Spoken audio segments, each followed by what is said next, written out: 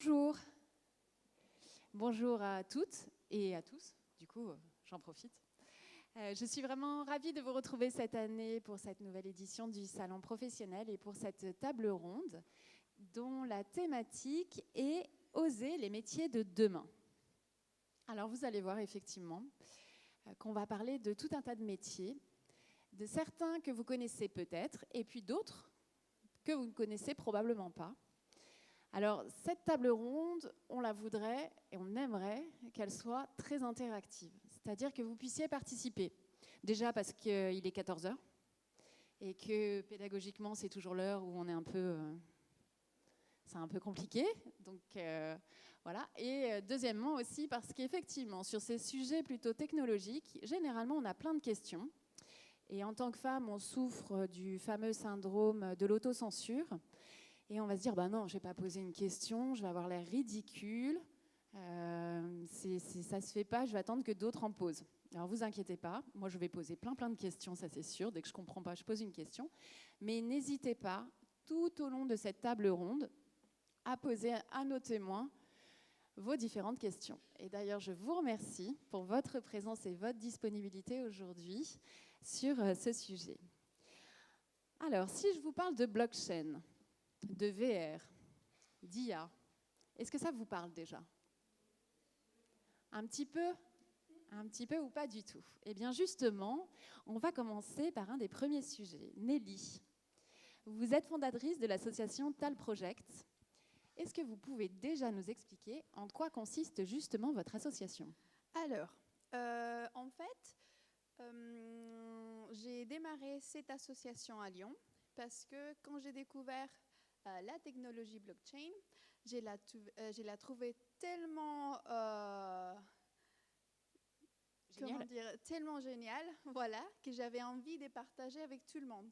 J'avais envie de la partager, mais c'est aussi, je me suis posé la question, oh là là, comment je vais expliquer ça à ma mère, à mes copines? Donc aujourd'hui, on trouve tellement d'informations sur Internet, bien évidemment, des informations très techniques, et aussi il y a beaucoup d'informations en anglais. D'accord, ce qui est un frein. Donc je me suis dit, voilà, il faut que je fasse quelque chose.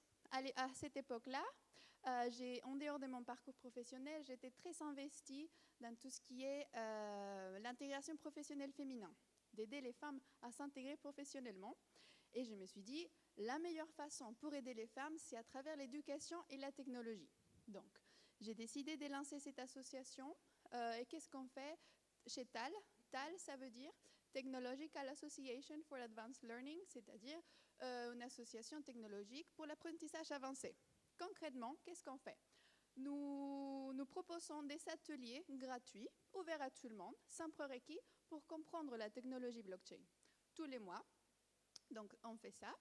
Ensuite, pour ceux qui souhaitent en savoir plus, ils peuvent devenir membres de notre association et nous allons vous guider vers toutes les ressources éducatives, gratuites et de haute qualité pour continuer à vous former, parce que c'est ce que je fais. Voilà. Et aussi, je participe à beaucoup d'événements comme Salon professionnel pour parler des femmes, de la technologie. Et moi, ce que j'aime surtout, c'est les projets blockchain avec un impact social. Vous avez forcément déjà une question. Ah. Mais c'est quoi la blockchain?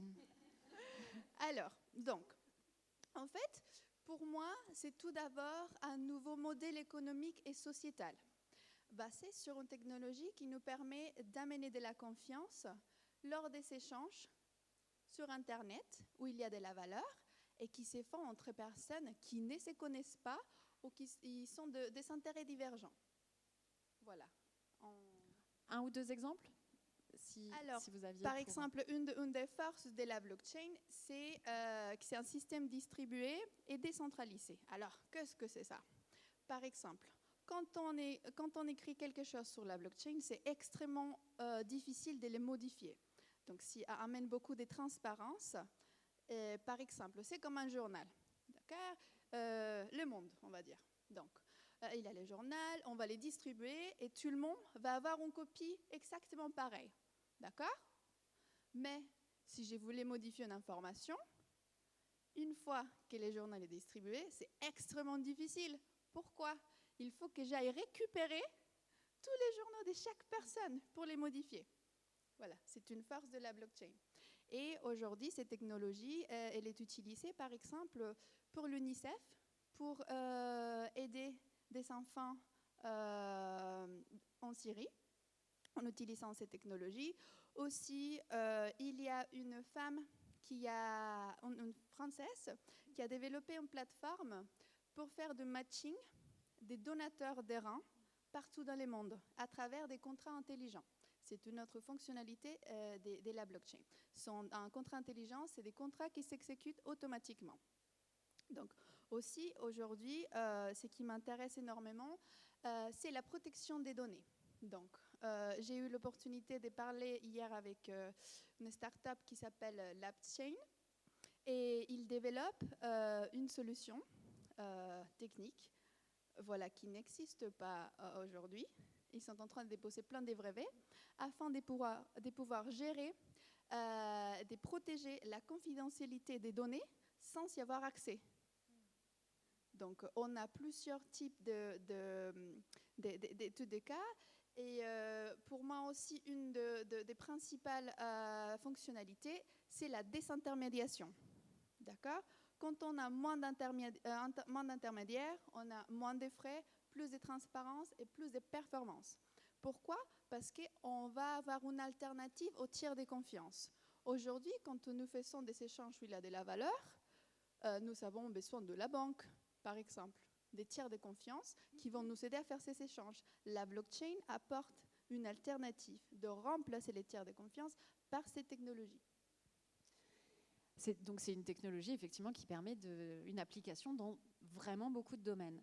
Et donc dans TAL Project, donc c'est TAAL Project, que vous pouvez retrouver en ligne, vous permettez effectivement d'apporter des informations, de rechercher aussi et d'apporter toutes des ressources documentaires à toutes les femmes qui viennent et qui se disent moi je ne sais pas ce que c'est la blockchain, je voudrais juste savoir en fait.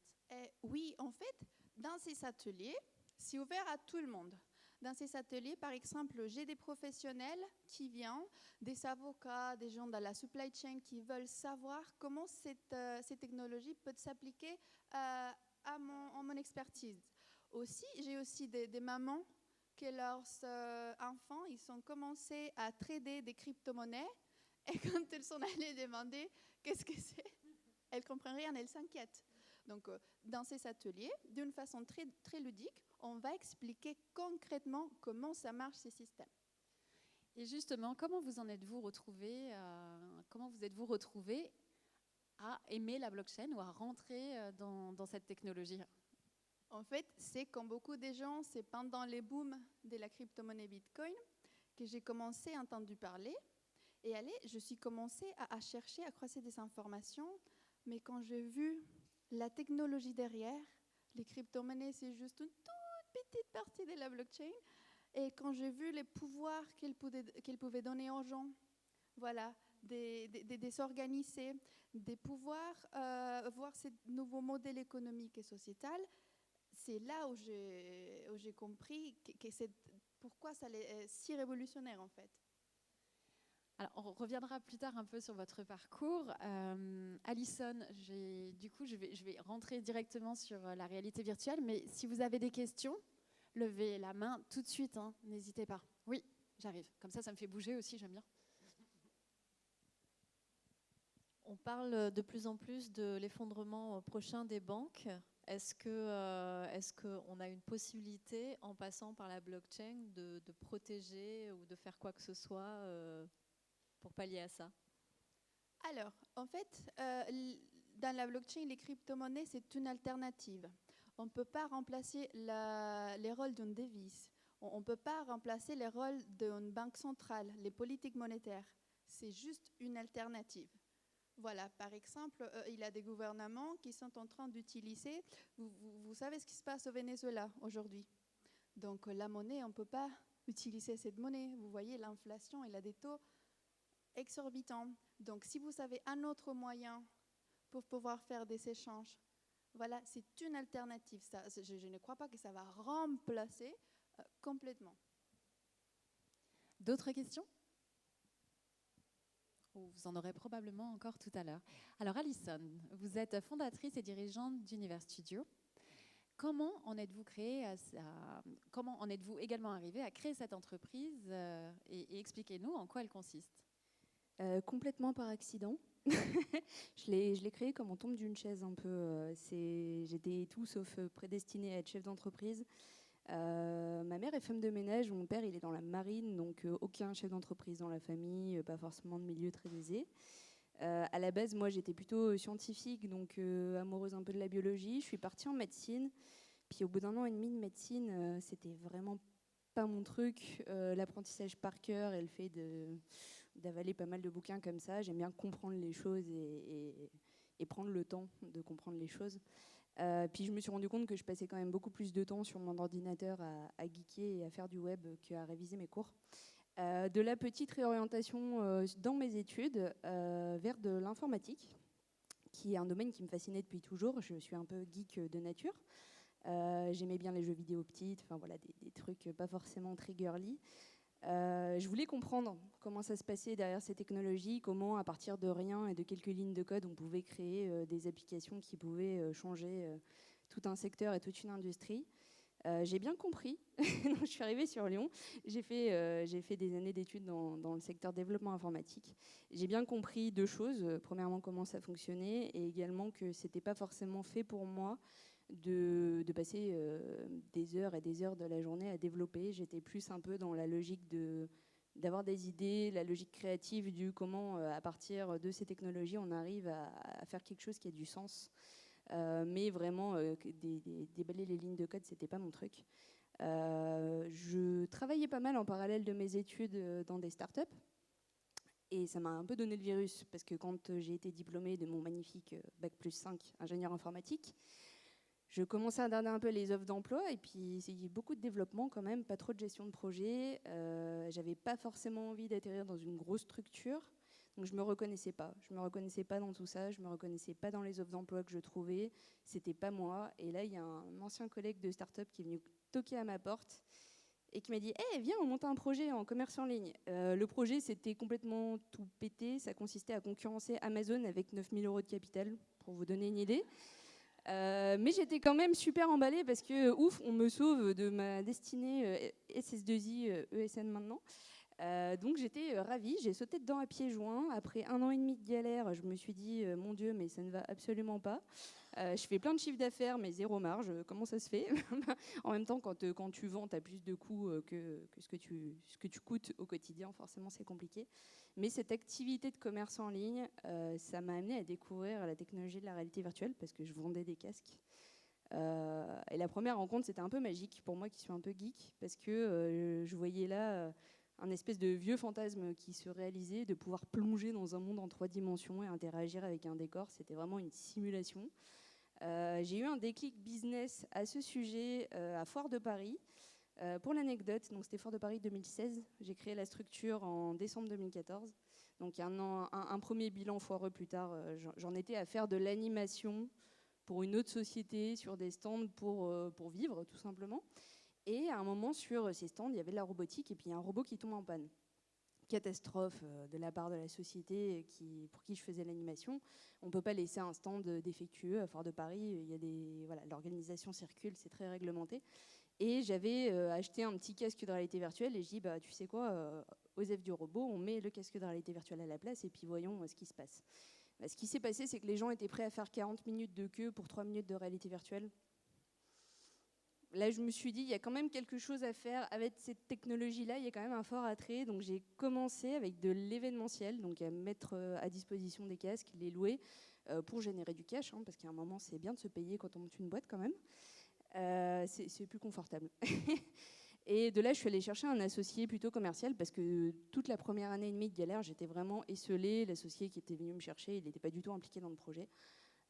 Donc je suis allée chercher un associé commercial à partir de ce moment-là et c'est par l'événementiel qu'on a construit petit à petit quelque chose et on a eu un énorme déclic en 2017 pour de la formation parce qu'il y a un client qui s'appelle Bebron qui est venu nous chercher pour présenter son produit. Son produit, c'était un générateur de dialyse, grosse machine médicale qui ne peut pas tourner toute seule, impossible à présenter en salon, fragile, cher. Concrètement, il faut brancher un patient dessus pour voir comment elle se comporte, sinon ça ne fonctionne pas. Et puis, pour présenter ce produit, le client nous a dit faites-le en réalité virtuelle, manipulable, etc. Ok, d'accord. On monte à Paris tous les deux et on subit, entre guillemets, une journée de formation classique avec un formateur qui n'était pas très au point, qui ne s'est pas du tout mis 2 secondes à notre place, aucune empathie. Il ne s'est pas dit en face de moi, j'ai pas des infirmiers, donc je vais y aller mollo sur le jargon technique. Non, il y allait vraiment à fond. Il se trompait toutes les 2 secondes. Bref, on est sorti de là, on était dépités. On s'est dit, mais jamais de la vie, on va réussir à reproduire, à intégrer ça dans notre programme. On n'a rien compris. Concrètement, on n'était vraiment pas serein. Heureusement, la vidéo nous a sauvés. On avait tout filmé. Pensez à filmer les choses que vous voulez décortiquer plus tard. Et en décortiquant les vidéos, donc on a mis notre équipe de développement sur le sujet. À l'époque, c'était que des petits jeunes. On était 3. Enfin, c'était un peu l'aventure. Et on s'est rendu compte qu'au bout d'1 mois, tous nos développeurs étaient capables de nommer correctement tous les éléments de la machine, d'équiper le générateur avant la session de dialyse, de manipuler le générateur pendant la session de dialyse, et infiniment mieux que ce que nous, on nous avait proposé en tant que formation. Donc là, on s'est dit, il y a vraiment quelque chose à jouer. On s'est lancé sur ce secteur, donc on a pris le parti de former les gens par la réalité virtuelle. Et depuis, ça cartonne. Hein, donc voilà, on est très heureux d'avoir... mais tout ça pour dire qu'il y a quand même une belle succession de petites erreurs et de petits fails avant d'en arriver à quelque chose où vraiment on sent que ça a du sens et des belles perspectives. Est-ce que vous avez des questions à poser à Alison sur la réalité virtuelle ? Non, pas encore. Je continue. J'en aurai plein, moi. Il n'y a pas d'inquiétude. Hamza, on a de la chance d'avoir un homme aujourd'hui. C'est généralement on a peu d'hommes quand même au salon professionnel. Bonjour. Qui osent venir. C'est voilà, toutes ces femmes. Donc Hamza, vous accompagnez de nombreuses entreprises et donc des dirigeants d'entreprises, des startups, dans le développement de produits et de services liés à l'IA, donc à l'intelligence artificielle. Tout à fait. Est-ce que vous pouvez déjà nous citer quelques exemples de là où intervient l'intelligence artificielle actuellement ? Bien sûr. Donc l'intelligence artificielle, on va la trouver dans différents domaines à plusieurs niveaux de maturité et de développement technologique. Je dirais qu'on pourrait séparer les applications d'intelligence artificielle en 2 parties. Celles qui concernent les entreprises qui ont de l'argent et celles qui concernent les startups qui ont des idées mais pas d'argent. Et donc généralement, il y a énormément d'ambition, des projets qui cherchent à être innovants, disruptifs, qui cherchent à impliquer l'intelligence artificielle, par exemple dans le recrutement. Ça fait partie des sociétés que j'avais accompagnées, notamment la société Meet & Make, où ils ont décidé d'être disruptifs dans le monde des ressources humaines et du recrutement en se disant, aujourd'hui, on recrute énormément les candidats sur la base d'un profil technique, sur la base d'un CV, sur des compétences, et pourquoi ne pas les recruter sur la base de ce qu'on appelle les soft skills. Et pour pouvoir les recruter sur la base des soft skills, il faut quand même un modèle, il faut quand même pouvoir référencer des candidats et essayer de pouvoir cartographier entre guillemets leur personnalité. Et c'est pourquoi donc, tout un travail s'est lancé pendant plus d'1 an et demi avec un travail de recherche avec des chercheurs en sciences cognitives pour essayer de former d'abord ce modèle. Et puis ensuite, on s'est dit que de toute manière, ce modèle-là ne peut pas être un modèle brut. Il faut qu'il soit adapté et adaptable en fonction de l'environnement de recrutement, en fonction des candidats, en fonction des différents, on va dire, des différentes missions, des différents postes, voilà. Et donc c'est ce qui nous a amené au fur et à mesure à intégrer en fait l'intelligence artificielle pour faire en sorte que ce modèle de matching puisse être intelligent. Et j'en reviendrai par la suite dans ma présentation, mais il y a une différence entre un robot qui va parcourir un chemin de A à Z, ou par exemple un robot aspirateur qui va éviter des obstacles, et un robot aspirateur qui va éviter des obstacles de forme carrée ou rouge. Il y a une forme de différence au niveau de l'intelligence en termes d'apprentissage, et c'est toute la force de l'intelligence artificielle, c'est qu'on cherche à développer un programme qui va simuler, entre guillemets, une intelligence similaire à celle de l'homme, fondée sur l'apprentissage, et donc une intelligence aussi qui va être au fur et à mesure en train d'apprendre des données de son environnement. Et c'est de cette manière-là, en fait, qu'on a pu donc, notamment intégrer un modèle d'intelligence artificielle dans le monde du recrutement, Après, on a bien évidemment d'autres domaines. Hein. Le premier qui me viendrait en tête, c'est celui de la radiologie, celui de l'imagerie médicale. Tout simplement, puisque aujourd'hui, on a besoin d'avoir une reconnaissance très précise des symptômes d'une maladie, par exemple, ou d'un dysfonctionnement au niveau d'une imagerie médicale.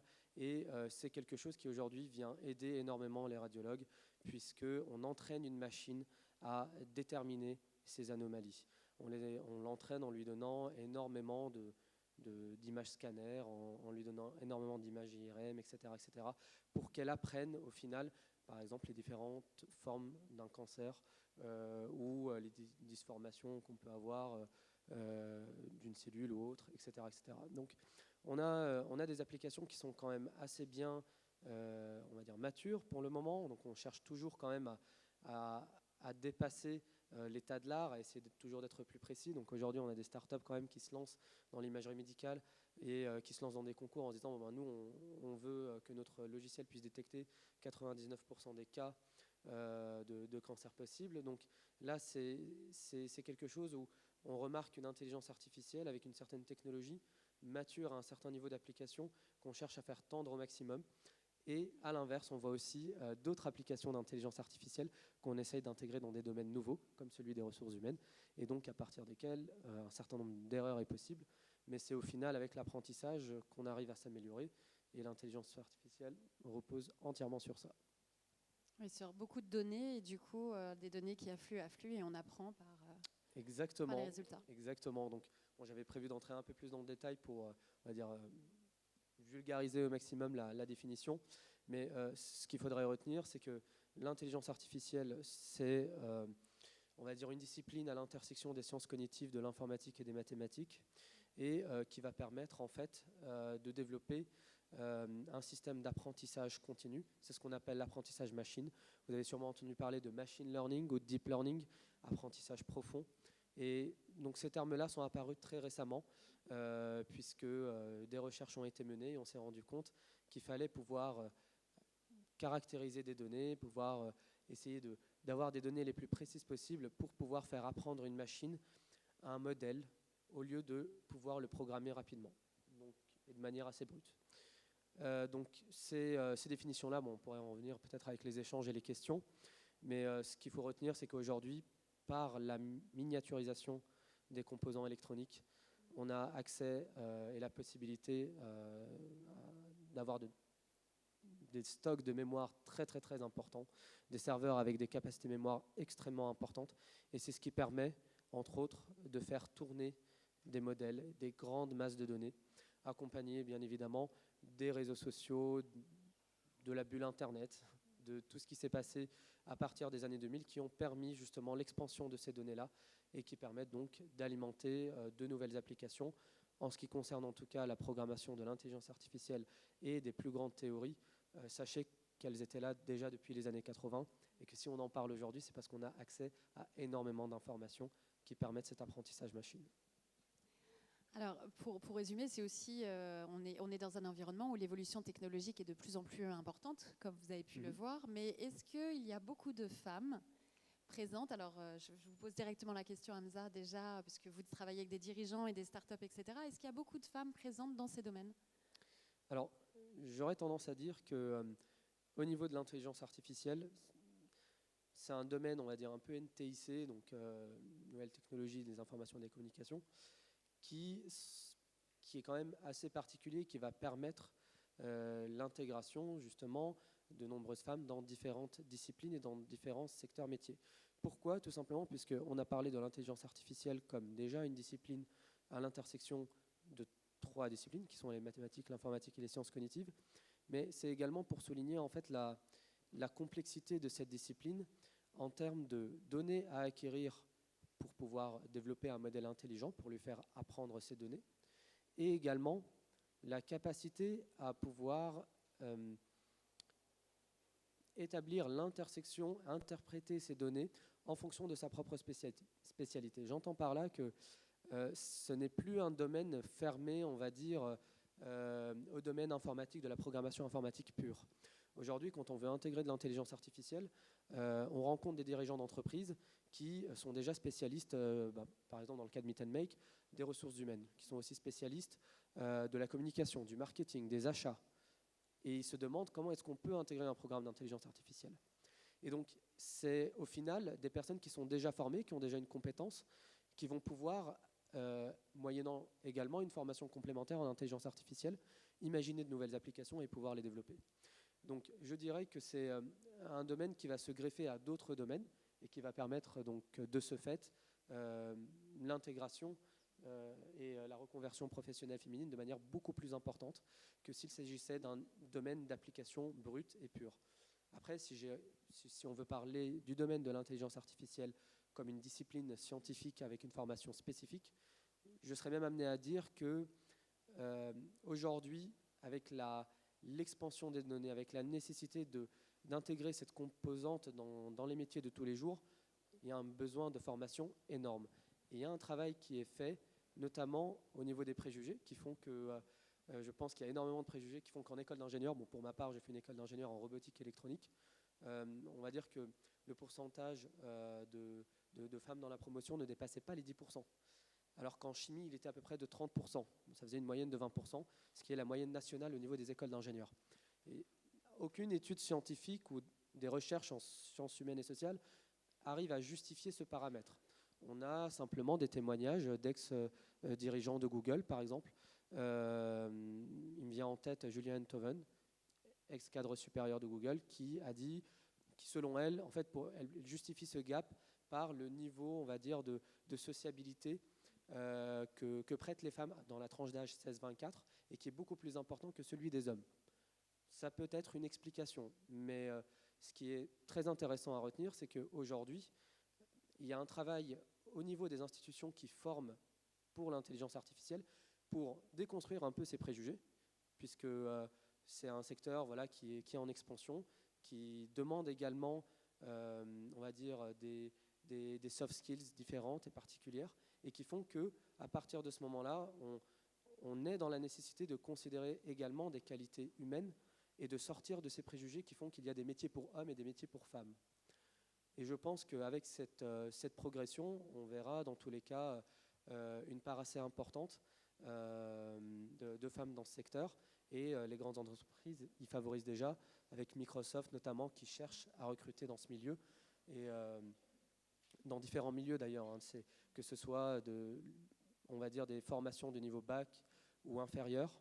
Microsoft a ouvert une école en intelligence artificielle pour les personnes qui souhaitent se reconvertir professionnellement. On a 30% de l'effectif qui ont un niveau d'études égal au bac ou inférieur. Donc c'est quelque chose quand même qui est assez intéressant en termes de démarche de déconstruction et le fait de pouvoir l'ouvrir. Donc c'est assez positif. Oui. Il faut prendre le micro, Nelly, parce que sinon je pense qu'on ne vous entendra pas. Pardon, en fait, je voulais revenir sur ce qu'il vient de dire. En fait, je travaille pour l'école des programmations Simplon. Et c'est Simplon qui a lancé la formation Data IA pour travailler avec des partenaires de Microsoft. Donc, c'est une formation gratuite. Et en plus, après, vous avez un contrat. Et pour participer, vous n'avez pas besoin d'avoir un parcours technique. Donc, je trouve ça génial. J'ai eu l'opportunité de faire plusieurs interventions dans ces groupes.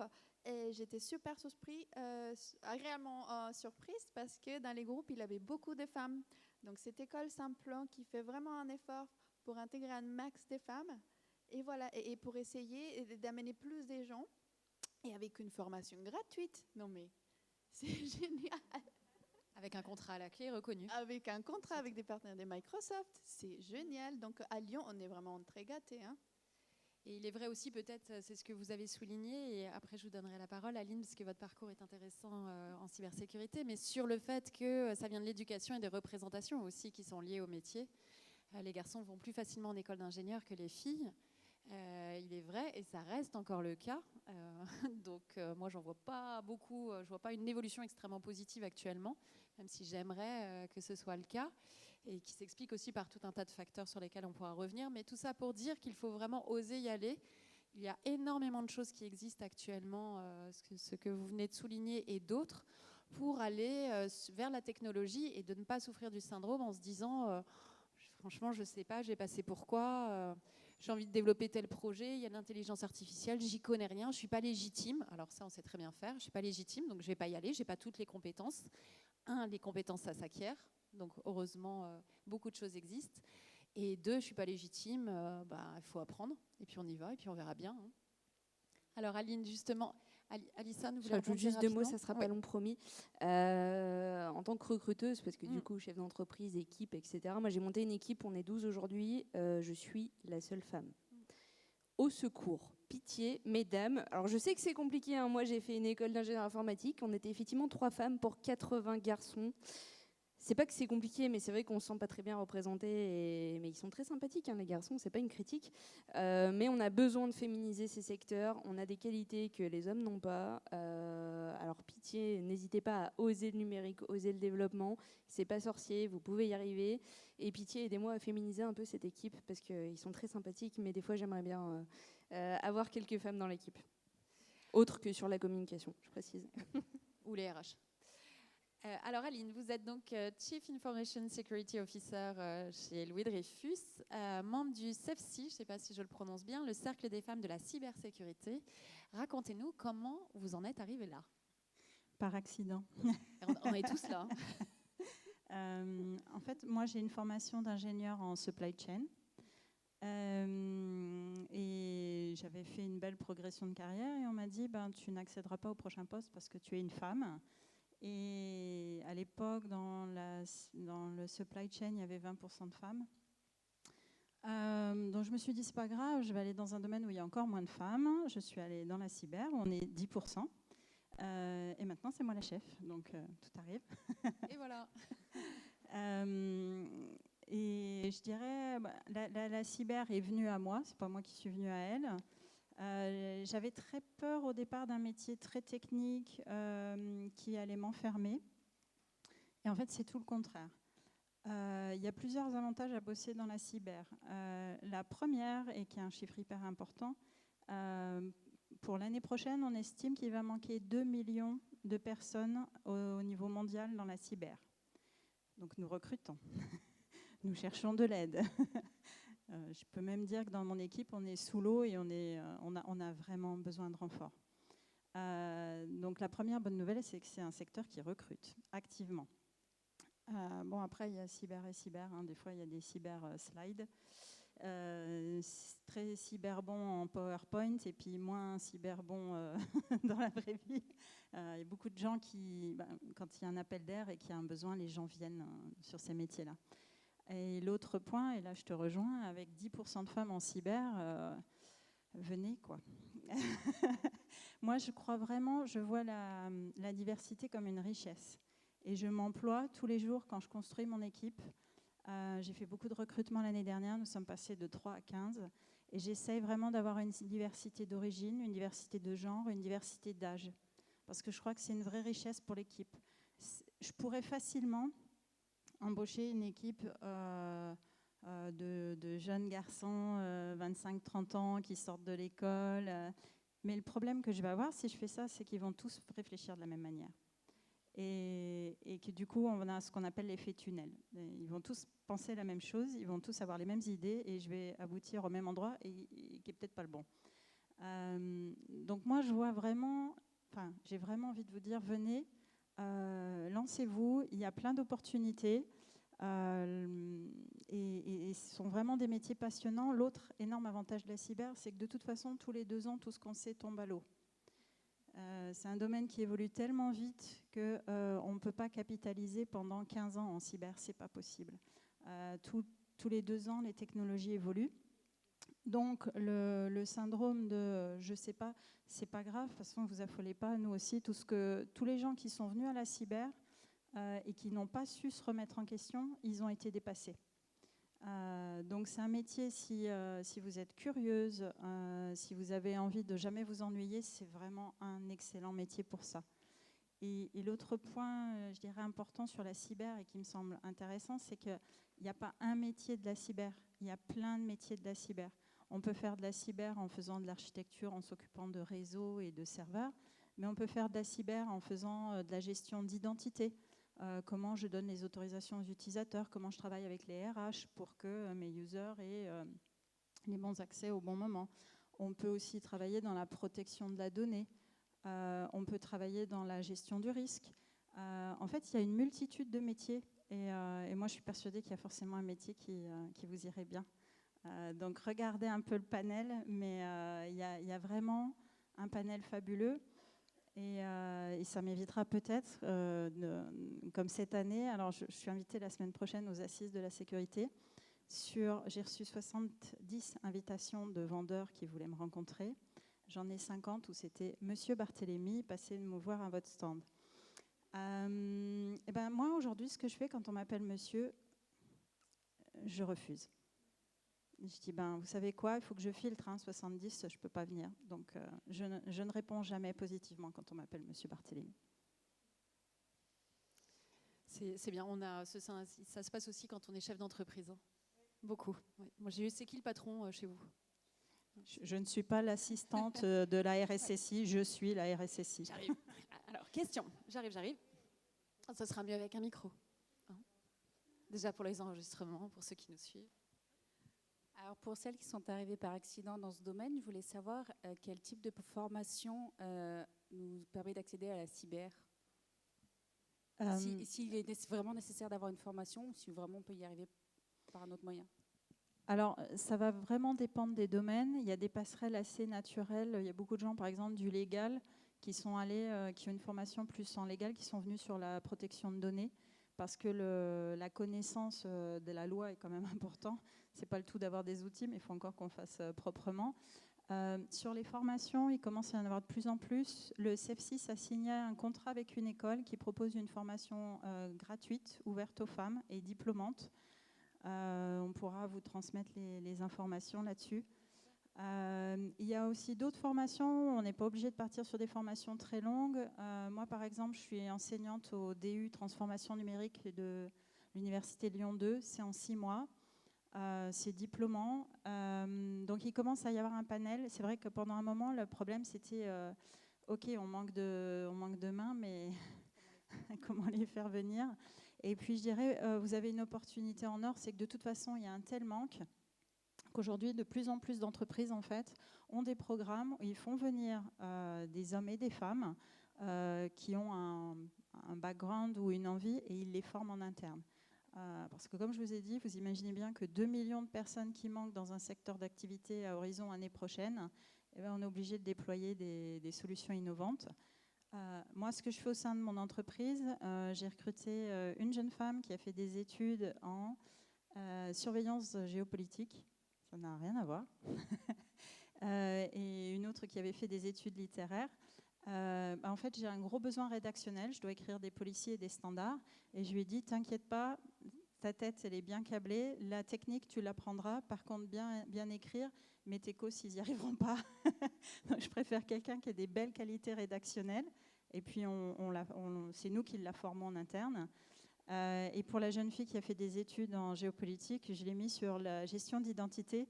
Et du coup, elle a une approche très fine du relationnel avec les différentes équipes sur comment faire interagir les équipes entre elles. Donc moi, j'ai fait le choix, puisque je ne trouve pas, de recruter des profils atypiques, comme on dit, et de les former moi-même. Mais il y a des formations.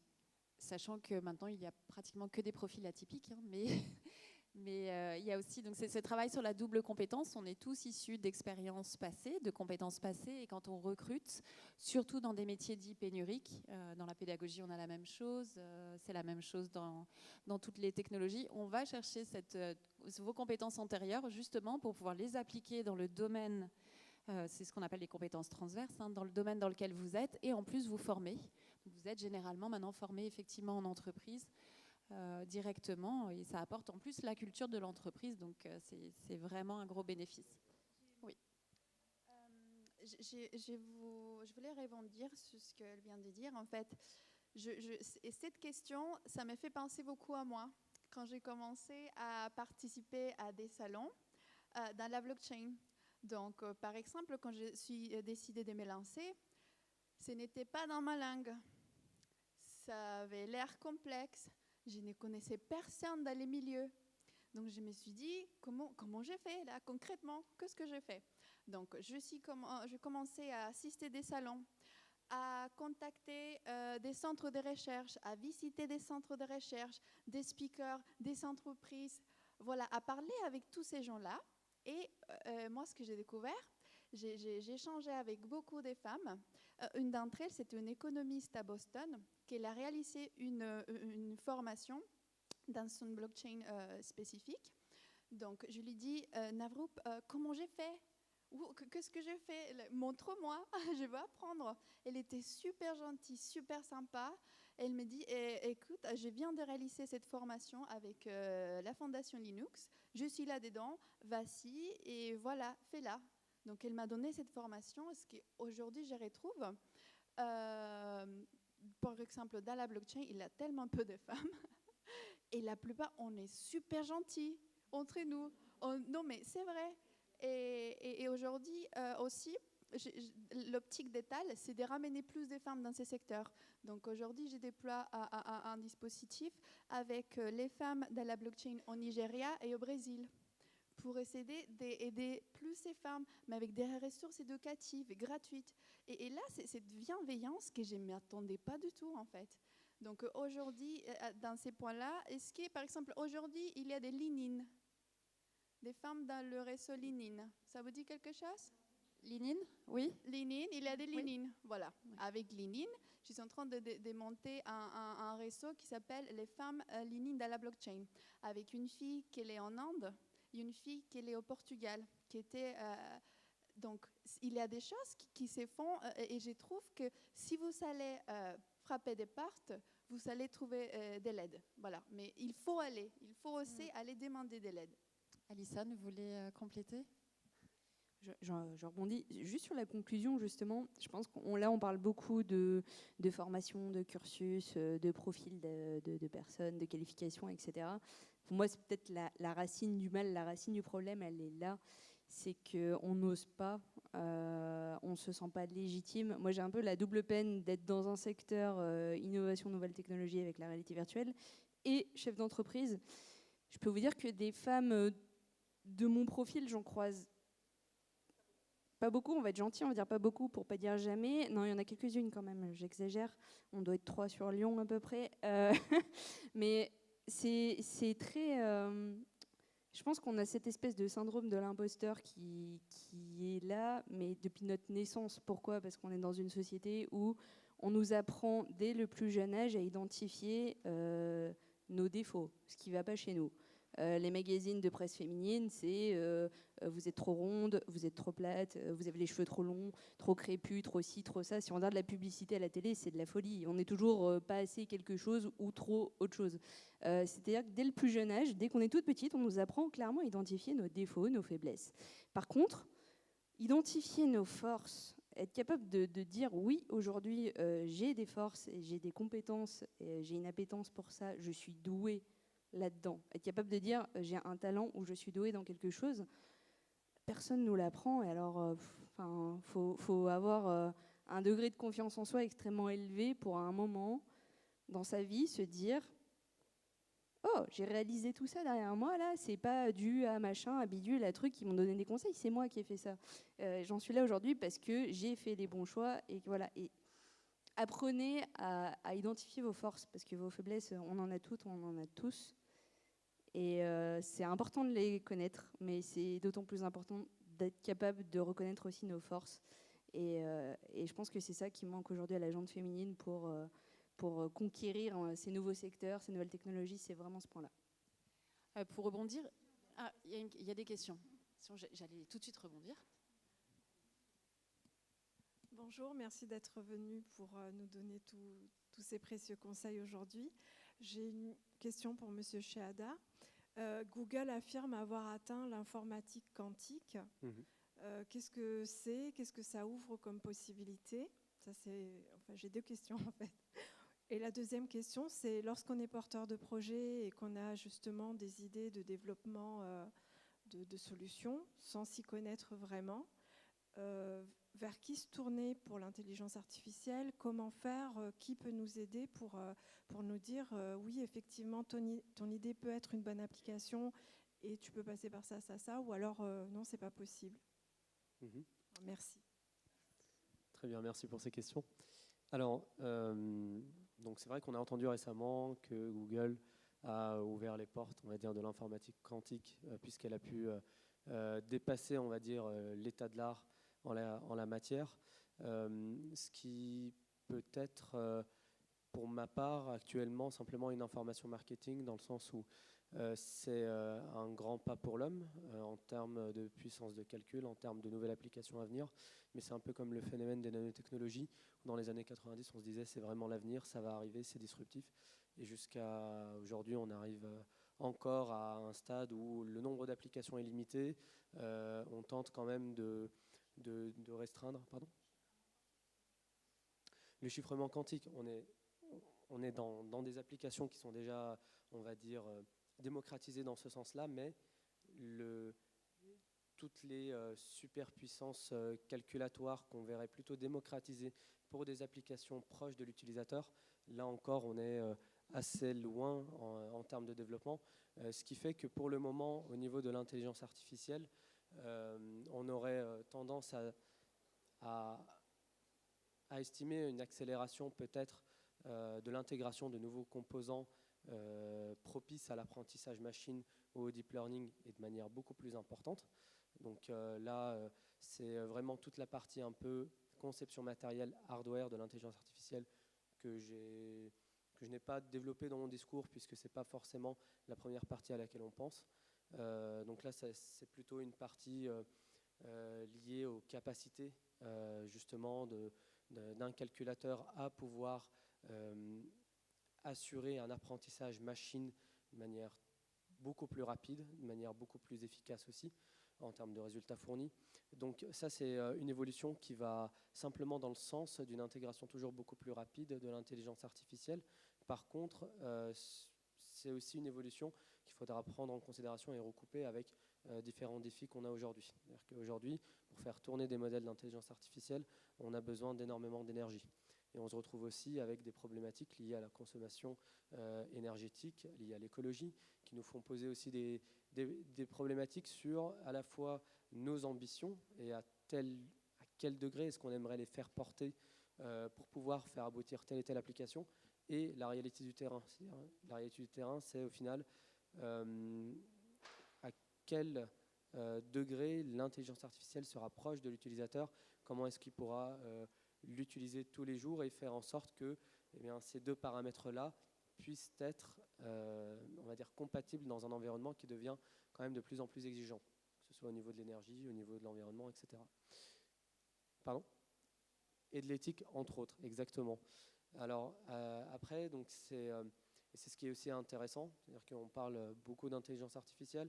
Aujourd'hui, il y a de nombreux scientifiques qui incitent justement à avoir un état d'esprit cross-discipline. C'est-à-dire que si j'ai fait des études de philosophie, c'est très bien.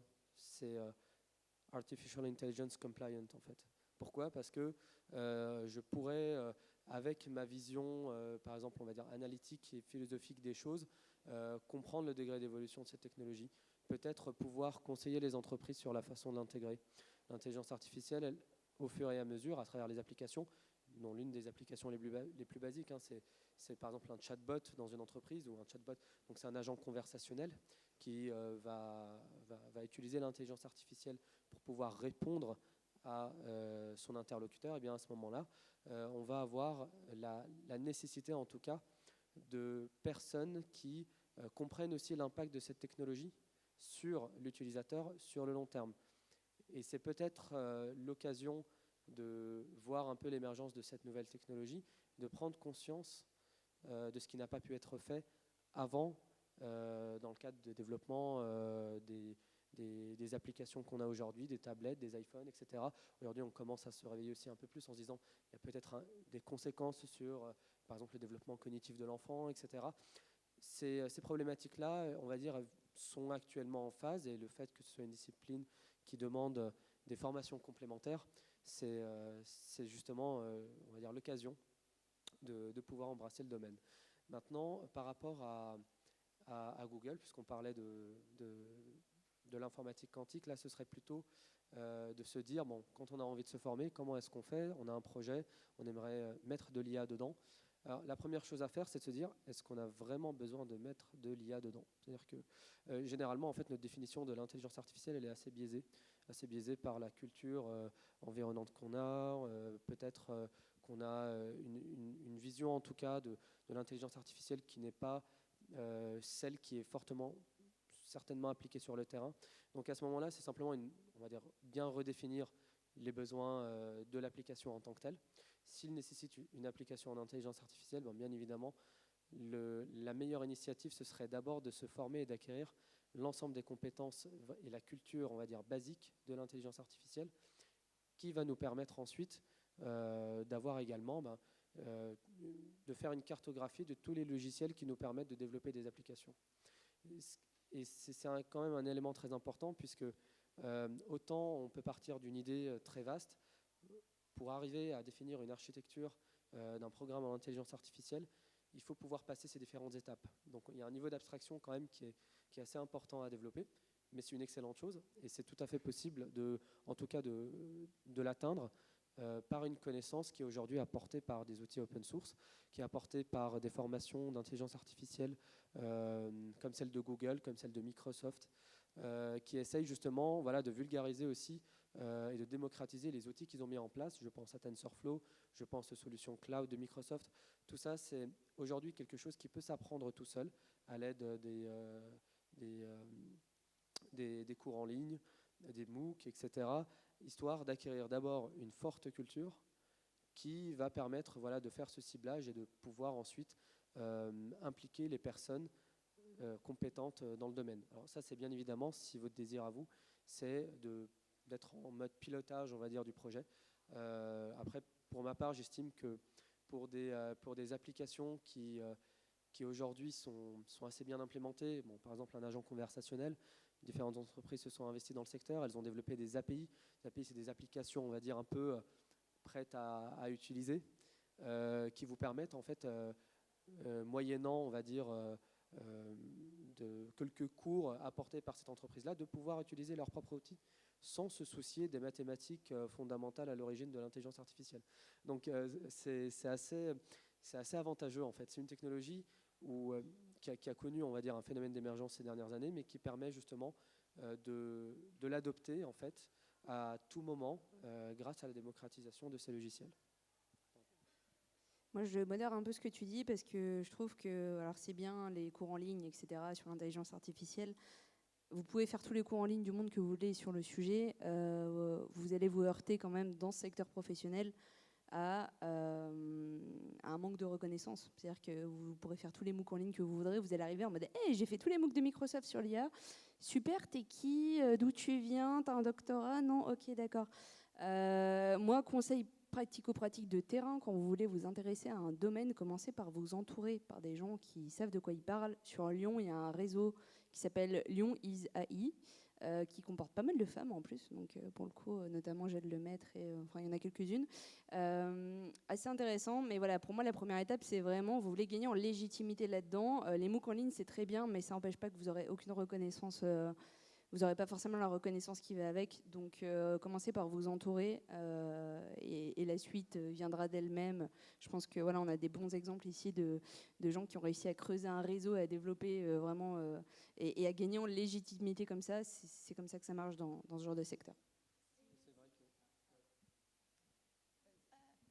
Alors, pour votre question sur les ordinateurs quantiques, je suis quelqu'un de très pragmatique. Alors, concrètement, je me suis posé beaucoup de questions. Je voulais savoir, pour savoir si on est en suprématie ou pas, d'abord, il faut comprendre ce que ça veut dire. Quelle est la différence entre un ordinateur quantique et un ordinateur classique? Ça tombe très bien. Je viens de faire un article à ce sujet avec un docteur en physique quantique. Donc, d'abord, pour comprendre ce qu'il dit Google, il faut comprendre qu'est-ce que c'est. Donc, si vous voulez, avec grand plaisir, je vais vous partager voilà, qu'est-ce que ça veut dire et qu'est-ce que ça fait. Après, vous pourrez avoir une meilleure compréhension et aussi, si vous voulez avoir, surtout dans des thématiques super techniques, n'hésitez pas de vous approcher avec des professionnels. Et aussi, Lyon is AI, c'est très bien. C'est la même qu'Etal, mais pour l'intelligence artificielle. Sur l'applicatif, sur l'application. Ouais. Mais alors, moi, ce que je dirais, si vous avez une idée, il y a l'aspect technique qui a été beaucoup abordé. Si vous avez une idée, si vous voulez faire de l'entrepreneuriat et créer, à un moment donné, c'est quand même très bien. Souvent, ce que j'ai pu constater, je ne suis pas entrepreneur, mais ce que j'ai pu constater, il y a des gens qui sont brillants, qui ont les idées, mais pour que cette idée devienne un produit concret, moi, le premier conseil que je vous donnerais, oui, bien sûr, il y a la partie technique, mais rapprochez-vous d'une pépinière, rapprochez-vous d'un incubateur. Voilà. Moi, j'ai repris mes études. Après mes études d'ingénieur, je suis allée à l'EM Lyon pour me former au management. Il y a un superbe incubateur.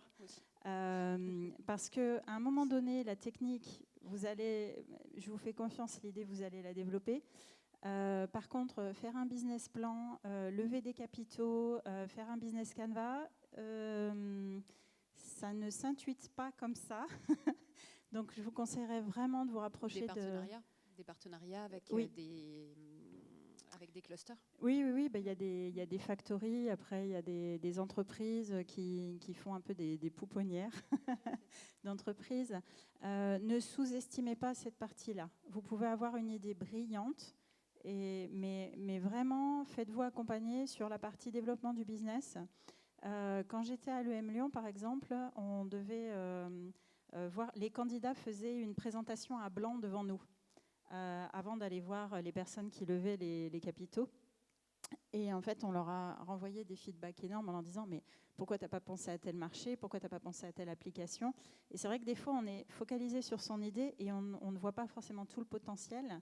Et l'intérêt en interagissant avec des gens qui n'auront peut-être pas la technique, mais qui verront le potentiel et qui vont vous aider à vous orienter et à développer le plein potentiel de votre idée. Si je reprends ce qui se fait autour de moi dans mon entreprise, on fait du blockchain alors, mon entreprise fait du trading de matières premières. Et aujourd'hui, si vous achetez une brique de jus d'orange aux Pays-Bas, vous avez un QR code et vous savez de quelle ferme au Brésil vient l'orange qui a été pressée et qui se retrouve dans votre bouteille. Le blockchain, concrètement, ça sert aussi à ça. Ça recrée du lien entre le consommateur et le producteur. Et pour ce qui est du machine learning, comme on achète des matières premières, on utilise le machine learning avec des données météo pour essayer d'estimer au mieux comment vont être nos récoltes. Parce que si on a une idée de nos récoltes, ben on a une idée du cours des matières premières. Merci. Effectivement, c'est pour tous ceux qui souhaitent créer leur entreprise, etc. Vraiment, je vous invite à aller. Il y a les premières qui sont là. Il y a beaucoup de réseaux aussi féminins pour création d'entreprises ou dédiés au digital. Il y a un incubateur à Lyon qui peut trouver aussi des associés, etc. N'hésitez vraiment pas, l'accompagnement, c'est vraiment nécessaire. Même si vous ne souhaitez pas lever de fonds, même si vous souhaitez juste valider votre projet, ça permet effectivement d'avoir toutes les cartes en main. Alors pour revenir un petit peu sur vos parcours, à moins que vous ayez d'autres questions. Oui ? Ah bah, je poserai les miennes plus tard, c'est pas grave.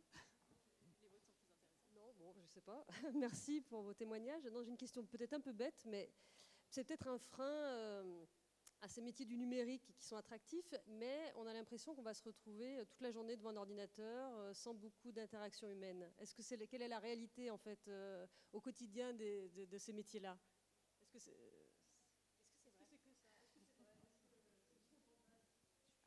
Dans mon cas, pour moi, l'humain est au centre de tout ce que je fais. Donc, je pense que ça dépend un peu du manager. Il y a vraiment des équipes où ça reste très virtuel, très décentralisé. Pour moi, l'humain est fondamental. Je recrute quelqu'un d'abord sur ses soft skills parce que je me dis que le reste, il pourra l'apprendre. J'avais vu une conférence vraiment inspirante de Sir Fines. Alors, ce monsieur a fait le tour des pôles, le tour du monde du pôle Nord au pôle Sud. Et il disait, vous voyez, quand il faut recruter quelqu'un avec qui vous allez rester pendant 6 mois dans un igloo, vaut mieux qu'on s'entende bien avec. Parce que là, on va quand même rester beaucoup ensemble. Je peux toujours lui apprendre à monter l'igloo. Par contre, est-ce qu'on va bien s'entendre ? Moi, je suis persuadée que c'est au cœur et je fais en sorte d'avoir des team meetings. Moi, j'emmène mes équipes, par exemple, faire des escape games régulièrement. J'apprends beaucoup sur leurs compétences à chacun pendant qu'ils jouent. Moi, en tant que manager, c'est fantastique parce que je vois qui est aventureux, qui va prendre le lead, qui va noter dans son coin. C'est hyper intéressant. Après, je vous avouerai quand même que j'ai aussi vu des entreprises où c'était où on ne mettait pas l'humain au centre. Donc, je pense, pour moi, ce n'est pas lié au métier. C'est plus lié à l'entreprise, au manager. Donc, vous pouvez regarder les entreprises dites libérées. Ça, ce sont des très belles entreprises qui mettent l'humain au centre. Et puis, c'est des choses que vous pouvez sentir aussi en entretien. Mais est-ce que dans les missions, c'était aussi peut-être aussi la question, si dans les missions, est-ce que la journée type, est-ce que c'est 80% du temps devant un ordinateur ou il y a d'autres interactions, il y a d'autres choses? Alors, je ne sais pas si je l'ai fait par hasard pendant le recrutement, mais il faut savoir que dans mon équipe, ce qu'ils préfèrent faire, c'est manger. Donc, à partir de 11h50, il y a le fil WhatsApp qui s'active parce que la question clé, c'est où on mange. Et j'ai plutôt intérêt à y répondre, j'ai plutôt intérêt à les laisser aller manger pendant 1 heure. Mais ça crée du lien. Et il y a des équipes où les managers ne font pas gaffe et ils les laissent tous manger à leur ordinateur. Moi, je les encourage à bosser au plus près de leurs clients. Leurs clients, ce n'est pas moi. Donc, par exemple, j'ai des architectes, ils me disent, tel jour, je vais m'asseoir avec l'équipe projet truc et je vais rester avec eux. Je les encourage à ça, en fait. Il faut qu'ils me voient. Mais je n'ai pas besoin de les savoir à leur poste toute la journée. Donc, la sécurité, c'est déjà un métier compliqué. Il faut savoir qu'on n'est pas... on a longtemps été vus comme les flics. Et généralement, les gens n'aiment pas toujours voir les services de contrôle. Donc, si on veut arriver à influencer les gens, il faut être avec eux. Si je leur balance un document en leur disant mon gars, maintenant tu fais comme ça ne marchera pas. Moi, je crois beaucoup en l'influence au rapport humain, donc j'encourage mes équipes à y aller. J'encourage mes équipes à s'asseoir avec les gens avec qui ils travaillent. Je les encourage à ne pas choisir la facilité de rester assis devant son PC et de faire une réunion virtuelle quand c'est quelqu'un qui est dans le même bâtiment, parce qu'ils me l'ont fait. Juste pour ne pas descendre 3 étages, je dis non, vous louez une salle et si vraiment il n'y a pas de salle, vous faites comme ça. J'ai eu des cas où je n'ai pas eu de salle, où j'ai invité tout le monde au resto en bas. Voilà. Encore une fois, je pense que ça tient... il y a vraiment des métiers dans la cyber où vous pouvez être très près des gens, mais c'est aussi une appétence à le faire ou pas. Moi, je crois qu'on est d'autant plus efficace si on veut être dans l'influence qu'on est au contact des gens. Si après, on a une approche de la cyber qui est je suis le juge de loi, j'édite la loi et t'as qu'à faire comme j'ai dit, on est moins dans le relationnel. J'apporte une réponse pour compléter, mais de manière pragmatique, oui, quand même. Moi, je le vois dans mes équipes, on passe quand même beaucoup de temps devant un ordinateur. J'ai envie de dire, c'est vrai aussi pour les gens qui gèrent la compta, le commercial. Enfin, aujourd'hui, des métiers où on n'est pas quand même la majorité de son temps devant un ordinateur, je trouve ça plutôt rare. Après, je rejoins aussi ce qui est dit sur le fait qu'il y a énormément de métiers différents. Nous, aujourd'hui, clairement, on a des postes en tant que manager, justement, en gestion de projet, etc., où on ne va pas être dans le fait de créer du code à longueur de journée, mais on a aussi des développeurs et eux, pour le coup, passent beaucoup de temps devant l'ordinateur, forcément. Les modélisateurs 3D, c'est pareil, hein, pour modéliser en 3 dimensions, ça passe par un clavier, une souris et un écran. Il faut, je pense, pas limiter les métiers du numérique à ça. Pour l'anecdote, moi j'ai un développeur, on a fini tous les deux en bloc opérateur dans une morgue à faire une intervention chirurgicale sur un corps humain. Pour pouvoir le reproduire après en réalité virtuelle. Mais on a toujours comme ça des petits points où on sort complètement de notre métier de base pour aller explorer tous les autres métiers pour lesquels on crée des formations. Je pense que dans chaque métier aujourd'hui, il y a quand même une forte part de numérique. Ça ne va pas aller clairement en s'allégeant, à moins qu'on ait des implants dans la tête, mais ça, je ne le souhaite pas. Il faut effectivement, voilà, on ne peut pas mentir sur le fait qu'il y a quand même beaucoup de temps d'ordinateur, mais voilà, qu'on soit commercial, comptable, fonction support, administratif ou développeur, au final, les journées se ressemblent, c'est juste pas le même logiciel qui va être ouvert, quoi. Et rajouter un petit élément, donc par rapport à l'intelligence artificielle, je dirais qu'aujourd'hui, on a les techniciens, les développeurs en intelligence artificielle qui, eux, vont développer du code. Mais il y a aussi des métiers transverses, c'est-à-dire entre l'entreprise qui veut développer une solution en intelligence artificielle et l'implémenter. Elle va, on va dire, solliciter deux personnes différentes. C'est une première personne, le consultant, qui, on va dire, un peu en transformation numérique, qui va essayer de déterminer le besoin, de le comprendre. Donc là, c'est un métier qui nécessite beaucoup de relationnel pour essayer de cerner le besoin de l'entreprise et pour pouvoir traduire au final cette demande-là à des specs techniques dont se chargeront, en tout cas les développeurs, à travailler à un niveau beaucoup plus approfondi. Donc, surtout dans ces domaines-là, je pense que, voilà, on a parlé de convergence des métiers, convergence des spécialités. Ça va donner d'autant plus d'importance, en tout cas, au métier du conseil et surtout pour une technologie en émergence, tout comme les autres technologies qui ont été présentées. On a énormément besoin aussi d'avoir ce rôle de formateur et de pédagogue et donc d'avoir ce relationnel qui est présent dans le métier.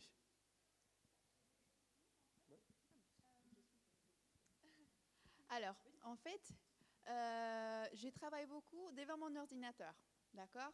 Mais je peux travailler devant mon ordinateur en pyjama chez moi.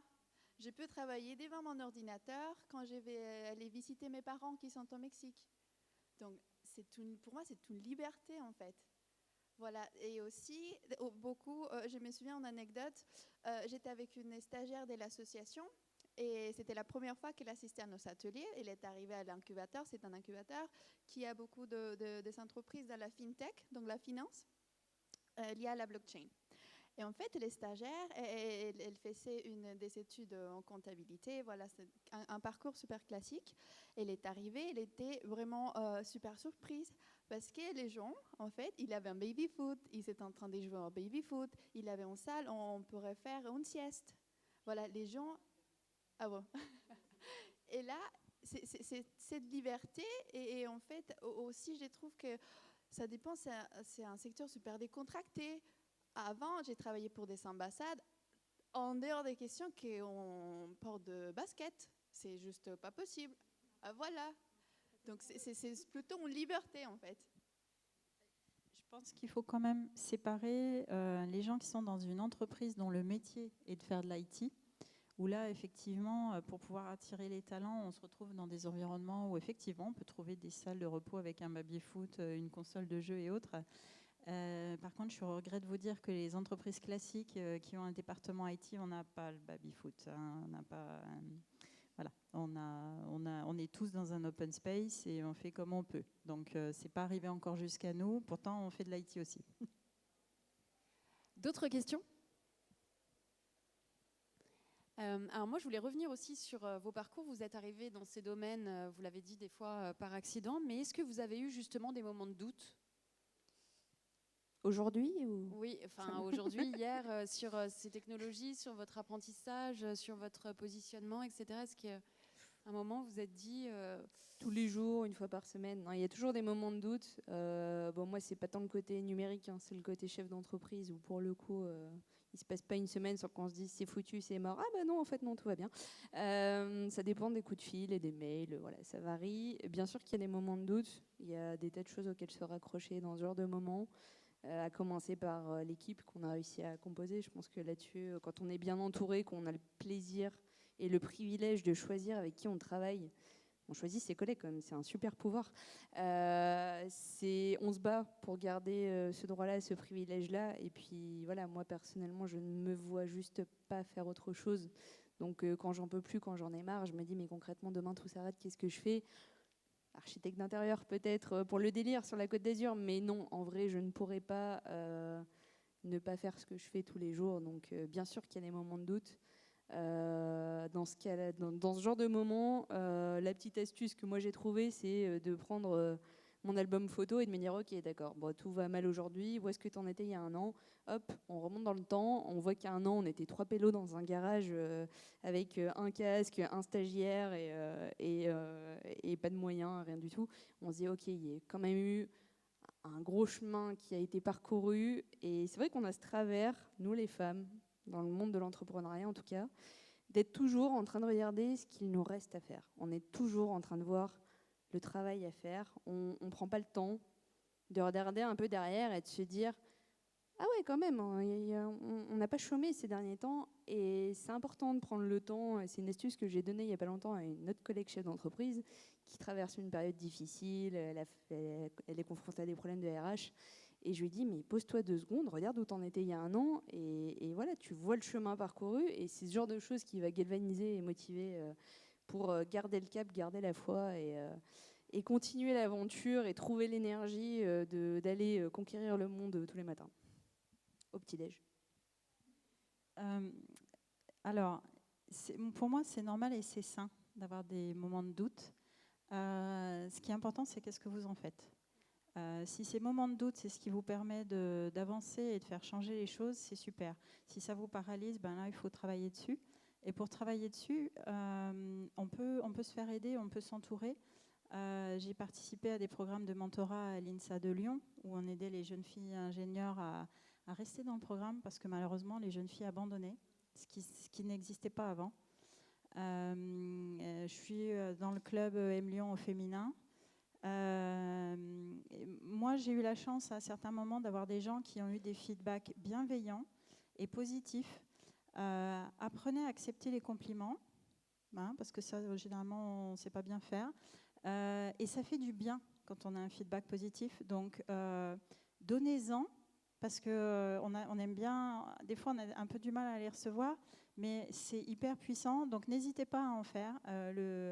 Le feedback inattendu fait plaisir et vous verrez que ça en déclenche aussi. Et puis, regardez si vous ne pouvez pas bénéficier. Si à un moment vraiment vous êtes dans un questionnement, vous pouvez vous tourner vers une coach qui va vous aider à remettre de la distance émotionnelle et à comprendre ce qui se passe. Vous pouvez aller voir des programmes de mentorat et essayer de discuter avec des hommes ou des femmes qui ont quelques années de plus, qui ont traversé ça aussi, et qui pourront vous aider de regarder de manière neutre. C'est pas toujours facile d'en parler avec des gens de sa propre entreprise ou avec la copine. Le mentorat, c'est bien, je trouve, de ce point de vue-là. C'est quelqu'un qui vous connaît pas plus que ça et qui va vous donner un avis normalement neutre. Mais le doute, ça peut être super puissant, c'est ce qui peut faire avancer. Moi, c'est ce qui m'a décidé à reprendre mes études. J'avais un syndrome d'imposteur total quand je suis arrivée faire mon exec MBA à l'EM Lyon. J'étais avec des avocats, Il n'y a pas beaucoup de filles. Non. Alors, des filles dans l'informatique, on était 2 à l'informatique dans ma promo. Moi, en plus, je faisais de la cyber, donc les autres n'avaient aucune idée de ce que je faisais. Donc, je suis restée 6 mois.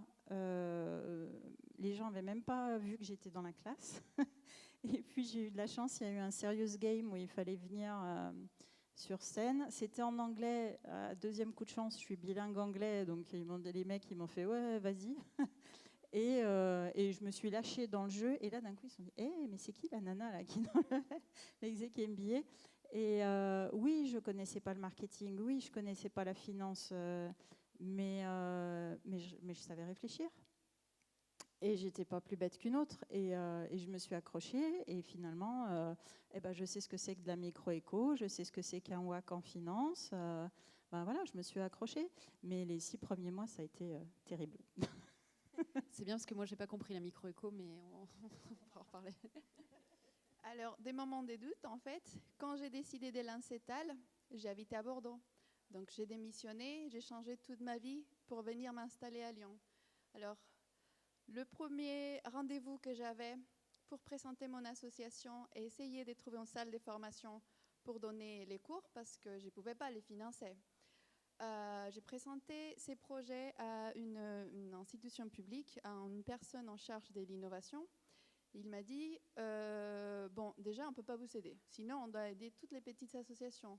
Et en plus, je ne vois pas l'intérêt d'apprendre aux gens quelque chose qui est si compliqué. Et à ce moment-là, je me suis dit, Nelly, qu'est-ce que tu as fait? Et là, vraiment, j'étais choquée, j'étais inquiète. Je me suis dit, oh là là, tu veux aller trop loin, Nelly. Mais finalement, je n'ai pas lâché. Et c'est Google qui m'a aidée et l'incubateur de la caisse d'épargne. Donc, il va y avoir toujours des moments de doute, toujours. Il faut apprendre à s'habituer. Et qu'est-ce qu'on fait avec? Et vous allez avoir peur, c'est normal. Mais en fait, il ne faut pas que la peur vous empêche de faire des choses. Hamza, vous voulez rajouter quelque chose? Je trouvais la conclusion de Nelly très pertinente. Je dirais pour ma part qu'il y a une part quand même très intéressante on va dire de dépassement de soi, surtout quand on arrive au point où on a une idée, qu'on veut la mettre en application, on a un projet qu'on a envie de construire et qu'on ressent cette peur-là. Généralement, pour moi, je dirais que c'est plutôt un bon signe en fait. C'est un bon signe puisque on se dit qu'on va plutôt vers des terres inconnues, qu'il va falloir peut-être rencontrer des difficultés et que ces difficultés-là, si on est à même de les rencontrer soi-même avec sa propre expérience, c'est ce qui va nous permettre de mieux apprendre, de mieux se surpasser et de ne pas forcément répondre à un modèle, on va dire, déjà établi. Je prendrais, entre guillemets, comme exemple mon expérience dans l'entrepreneuriat, quand j'ai décidé d'accompagner les startups en innovation, c'était quelque chose qui n'était pas très développé en tout cas. Le fait de toquer à la porte d'une entreprise, de lui dire « vous avez sûrement une idée géniale, mais vous n'avez pas forcément les fonds, vous ne savez pas comment vous y prendre, je vais vous accompagner là-dessus ». Ça a été un pari assez fort et c'était surtout très risqué de me dire comment est-ce que je peux les convaincre et est-ce que ma façon, par exemple, de prospecter leur semble tout à fait normale? Est-ce que j'ai la légitimité pour? Et au final, c'est intéressant de revenir à la question de la légitimité. Et c'est pour ça que je nuance aussi, puisque pour ma part, donc, je suis issu d'une formation scientifique, une formation d'ingénieur, et le fait d'aller toquer à la porte des entreprises et leur présenter un projet, c'est quelque chose, c'est peut-être un exercice qui a été déjà enseigné dans les écoles de commerce, auquel je n'avais pas accès. Et donc, à partir de ce moment-là, il fallait trouver la méthode qui me semblait, pour moi, la plus cohérente. Et pour moi, la méthode la plus cohérente, c'est de réconforter le client. Réconforter le client en lui présentant un début de solution. Réconforter le client en toquant à sa porte, en lui disant « Ok, j'ai vu un article apparaître sur vous à la télé. Apparemment, vous voulez faire un recrutement sur la base des soft skills. Est-ce que vous savez vous y prendre ?» Et essayer de leur proposer des idées. Et c'est de cette manière-là, peut-être que les choses ont pu avancer et que j'ai pu avoir ce contrat et d'autres contrats.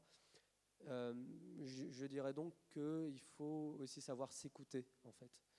Savoir s'écouter, c'est très important et quelquefois, on a tendance à comparer, on va dire, notre propre intuition à des cours purement théoriques, à des façons de faire, des groupes de conseils, etc., etc. Et de se dire, si ça marche de cette manière-là, c'est que c'est forcément bien établi, justifié, je n'ai aucune pertinence ou aucune légitimité à devoir faire autrement. Et je pense pour ma part qu'il faut pouvoir essayer de faire autrement. Et peut-être que justement, c'est de cette manière-là que vous ouvrirez de nouvelles portes et que vous ouvrirez aussi de nouveaux pans de formation, tant du niveau personnel que pour vos futurs projets. Donc, je pense que c'est on va dire, le résumé en tout cas de mon expérience. Merci beaucoup. Est-ce que vous avez des questions? Non, pas de questions de la salle. Alors, un dernier mot, chacun et chacune, pour conclure. Peut-être un conseil, une phrase à partager. Ça tombe bien, Oui. Ah, ça y est, j'arrive. Bonjour. C'est simplement, je voudrais savoir comment avoir accès aux informations concernant les formations qui sont gratuites ou pas gratuites en général. Alors, en cyber, vous pouvez aller sur le site du CEF6, CEFCYS, qui est l'association des femmes en cybersécurité, où on essaye de mettre un maximum d'informations sur les formations, en particulier si elles sont gratuites, en tout cas les passerelles pour faire venir les femmes dans les métiers de la cyber. Donc je vous conseille d'aller sur le site. Sinon, n'hésitez pas à m'envoyer une invitation sur LinkedIn et puis j'essaierai de vous répondre au mieux. Si vous êtes intéressé par les métiers de la cyber, moi je crois beaucoup au partage, donc n'hésitez pas à me solliciter et j'essaierai de répondre au mieux. N'oubliez pas le réseau, hein. Franchement le réseau et le réseau féminin. Le réseau et le réseau. Voilà, j'ai jamais vu une femme fermer sa porte véritablement à chaque fois qu'on demandait un conseil, quel que soit le sujet, véritablement. Et malheureusement, je l'ai moins vu chez les hommes, mais chez les femmes jamais. aussi, il y a un dispositif qui s'appelle, je crois, c'est la grande école du numérique. Vous tapez sur Google, mais vraiment, école numérique gratuite en France. Et là, ils ont fait un document avec toutes les formations gratuites au numérique en France. Voilà, tout simplement. Et par exemple, le Simplon. Oui, j'allais dire, il y a beaucoup d'écoles qui sont pas forcément gratuites d'ailleurs parce qu'il y a un coût, mais qui va être pris en charge par Pôle emploi en fait, dans le cadre des reconversions professionnelles, etc. Donc, faut pas hésiter effectivement à trouver un cursus ou de qui plaît, une alternance, un cursus plus ou moins long selon vos envies. C'est quel que soit les OPCO du coup maintenant, oui, je crois. Il faut, là, c'est un petit peu tendu en ce moment. On va non, Pôle emploi c'est bien. s'il vous plaît. Pôle emploi c'est bien. Mais voilà, il y a des formations de tout type, que ce soit en alternance, plus ou moins longue, sur tous les secteurs différents. Il ne faut pas hésiter vraiment à chercher. La liste est quand même très longue. Je vous donne la parole tout de suite, mais il y a aussi il y a des contrats pro que personne ne connaît généralement, qui s'appellent des contrats pro sur mesure, directement liés aux entreprises. Une entreprise peut former elle-même directement sur un contrat de professionnalisation avec formation interne, parce que certains ont des organismes de formation, des départements de formation interne ou souhaitent former. Et vous êtes sous statut salarié, vous avez un contrat pro sur une durée de 6 mois, 1 an, tout simplement parce qu'il y a une alternance, c'est légiféré, il y a une alternance entre des cours qu'ils doivent vous donner, de la formation qu'ils doivent vous faire, avec une reconnaissance des compétences, qui est fait en entreprise ou en externe, et ou en distance ou en présentiel, et votre contrat de travail. Ça fonctionne de plus en plus, d'autant plus quand il n'y a pas d'école à côté ou qu'il n'y a pas de formation véritablement en lien avec l'entreprise. Vous aviez une question, je crois. Merci. Merci déjà pour les interventions. Du coup, c'était juste pour quand tu parlais de Pôle emploi. Et en fait, moi, j'ai mon copain, il était fromager, en fait, il faisait du comté. Et il a été à l'AFPA pendant 9 mois, donc grâce à Pôle emploi, grâce à son chômage. Et il est développeur maintenant. Et donc, c'est une formation hyper prenante. C'est vraiment du 100%. Et il a fait que ça pendant 9 mois parce que ce qu'il a fait en 9 mois, des fois, il y en a, ils le font donc en 3 ans, 4 ans, etc. Mais il est super content et il y a du boulot partout là-dedans. Oui, ça manque pas. Hein, voilà. Enfin, nous, on cherche, on désespère. Pour le coup, développement en réalité virtuelle, il y a très peu d'écoles qui le font aujourd'hui. Enfin, c'est un peu le problème des métiers de demain, c'est que du coup, les écoles d'aujourd'hui, ils ne les connaissent pas. À part Centrale, voilà, il y a 2-3 grandes institutions qui s'y sont mises. Il y a Centrale notamment qui excelle dans le domaine. Après, il y a des écoles privées comme Ariès, etc., qui s'y mettent un peu. Mais moi, pour l'anecdote, mon CTO, donc mon chef technique sur une équipe de 12, il a 21 ans. Il a un bac pro en réparation micro-ondes. Et en fait, il est CTO parce que c'est un des meilleurs développeurs Unreal Engine de France, parce que depuis qu'il a 11 ans, il développe des jeux vidéo. Clairement, celui-là, on l'a pas recruté sur son diplôme, on l'a recruté sur... il est arrivé, pour l'anecdote, il n'avait pas envoyé son CV, on n'arrêtait pas de lui dire « envoie-nous ton CV, envoie-nous ton CV ». Alors c'est marrant, comme on peut être vieux con à 30 ans quand même des fois. Et il n'envoyait pas son CV, et on disait « mais alors, il sonne à la porte le jour du rendez-vous, on dit « s'il n'a pas emmené son CV, on le défonce ». Et puis on voit ce gamin arriver, à l'époque il avait 18 ans, et il arrive en salle d'entretien, et puis il sort son ordinateur et il dit « alors j'ai pas amené mon CV ». Donc là on se regarde avec mon associé en mode « mais par contre j'ai amené mon ordinateur et je vais vous montrer ce que je sais faire ». Et là il allume son ordinateur et il nous montre un jeu vidéo en 3D, et puis il nous explique qu'il ne s'est pas développé, mais que du coup il a trouvé une alternative pour arriver à créer des comportements intelligents en 3D sans pour autant savoir faire du C++.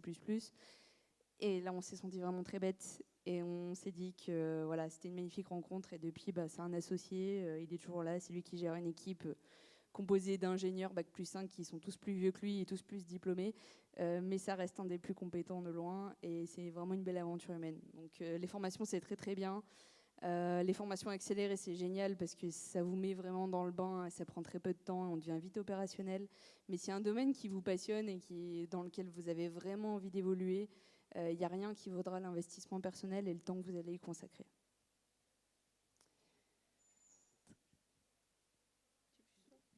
que c'est l'heure de conclure, donc si vous avez encore un mot à dire, Wow. c'est Conclusion maintenant, rapide. sinon, Alors moi, je reviens sur ce qu'il a dit juste à la phase d'il y a 5 minutes. Donner du sens à ce que vous faites. Alors ça, c'est super intéressant, c'est important, c'est de se reconnaître dans son métier. Moi, je suis partie là-dedans parce que je me reconnaissais pas dans le marché de l'emploi classique. Aujourd'hui, voilà, la personne que je suis dans le monde professionnel, c'est moi. J'ai pas besoin de jouer un rôle. Au début, je me suis beaucoup posé la question parce qu'on me prenait pour la secrétaire, l'assistante, voilà, une femme chef d'entreprise dans le numérique, mon Dieu. Donc j'étais systématiquement relayée à assistante de mon associé ou secrétaire de mon associé. Donc je me disais mais c'est pas possible, je m'habille mal, je parle mal, il y a un souci avec ma personnalité. Puis à un moment en fait j'ai compris que non, c'est juste qu'ils n'ont pas l'habitude. Mais qu'il faut être soi-même dans ce qu'on fait, c'est super important. Et le jour où vous vous reconnaissez plus dans ce que vous faites, c'est qu'il y a un souci quelque part. Et enfin, on est dans un monde qui est un peu fou. Et si on passe énormément de temps au travail, quand même, c'est plus que du travail. Il faut être capable de se reconnaître. Et il faut être capable d'être fidèle à soi-même dans sa voie professionnelle comme dans sa vie privée. Et garder ça en tête. Voilà, moi, mon conseil de la fin, c'est vraiment ça. C'est essayez pas d'être quelqu'un d'autre. De mimer une personnalité qui ne vous correspond pas ou d'essayer d'appliquer les grands principes généraux du commercial de base qu'on vous enseigne dans les écoles. Si c'est pas votre manière de faire et que ça ne vous correspond pas, ça va pas marcher. Faut être soi-même, c'est tout. Voilà, c'est simple mais efficace. Merci. Non. Moi, ce que je dirais, il y a un avantage énorme dans les nouvelles technologies, c'est que il n'y a pas grand monde qui va pouvoir vous dire si c'est vrai ou si c'est faux. Ça, c'est un avantage énorme. On est moins docte. Donc, croyez en vous. Ce sont des technologies naissantes. Le bon sens, ça marche quelle que soit la technologie. Et si vous avez une tête bien câblée et que vous savez bien organiser les choses, il n'y a aucune raison qu'une nouvelle technologie soit un frein. Voyez-le plutôt comme une opportunité. Mais vraiment, croyez en vous et entourez-vous de gens qui croient en vous.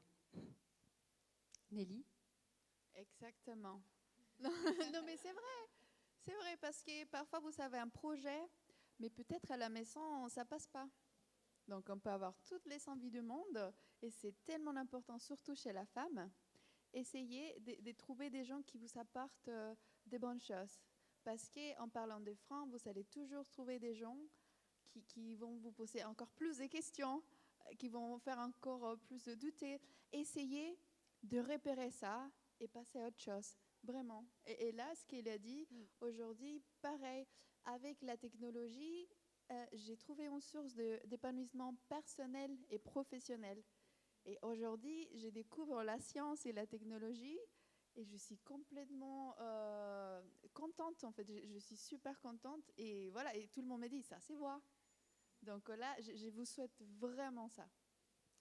Merci beaucoup. Hamza, vous voulez rajouter un petit mot ou... Ouais, bon, allez. Un petit mot, allez encore. Non mais j'aimerais rebondir aussi sur les propos d'Alison qui sont très intéressants puisque pour ma part, en 30 secondes, il faut vraiment croire en votre projet, suivre les différentes étapes, ne pas hésiter à être méthodique et puis vous allez de toute façon trouver votre voie et celle qui vous correspond le plus. C'est une remarque très intéressante. Les nouvelles technologies, c'est quelque chose d'émergent, c'est très ouvert. Vous ne cherchez pas à être formé seulement pour la nouvelle technologie. Vous cherchez aussi à la développer. Vous cherchez à faire en sorte qu'elle soit elle-même, qu'elle aille toujours plus loin par votre apport, par votre compétence et surtout par votre créativité. Je pense que ça, c'est très important dans un domaine qui reste, on va dire, très technique et pour lesquels les préjugés sont nombreux. Il faut d'abord avoir cette créativité pour pouvoir se dire, bon, je comprends à quoi servent ces outils et je vais maintenant, on va dire, laisser mon côté artistique s'exprimer et mobiliser tous ces outils pour en faire quelque chose. Merci beaucoup. Merci à nos témoins. Vous pouvez les applaudir, bien sûr. Merci. Donc la technologie n'aura plus aucune barrière. On ne veut plus entendre « je ne peux pas ». Maintenant, il n'y a plus qu'à y aller. On vous souhaite une très belle après-midi sur le salon professionnel. À bientôt.